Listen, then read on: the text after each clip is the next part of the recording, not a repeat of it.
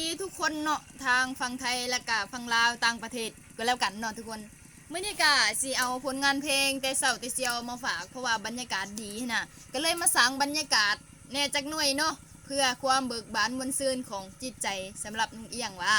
เอาน้องเอียงสิห้องเพลงของน้องอ่องเด้อสาวมหายทา2 ปีจักคือบุคือทุกคนกะอันฝากไปให้สาวน้องเฮียนมหานี่เด้อหรือว่าโมหยังก็ได้เนาะทุกคนช่วยกดไลค์กดแชร์เนี่ยสาวนางเฮียนยังคิดยังเขียนเฮียนต่อน้องเป็นสาวนักเฮียนมอคอยไอายรออย่าเฝ้ามันหมาย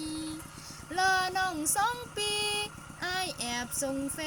ซส่งไลน์2 ปีจังคอยมันหมายยังรอไอ้ใดอยู่ตามสัญญาบ่ได้เคยลืมเป็นภาพเพียงปึ้มไอายส่งมา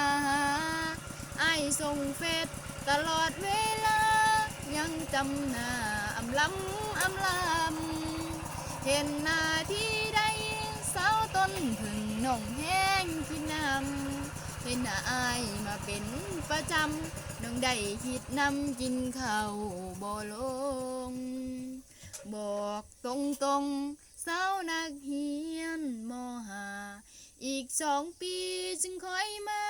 เฮ็ดตามสัญญาถ้าอายฮักจริง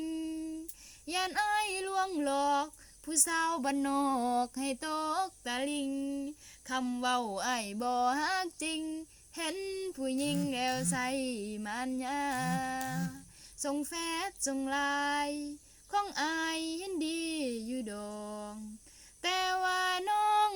ขอบอกคนบ้านนอกน้องหังอีหลีฮักจริงหวังแต่งขอนำอายอีก2 ปีสาวต้นพึ่งคนนี้หักอายอีดีหวังเขาแต่งดองเอ็นจังได้สาวมหายถ่าย2 ปี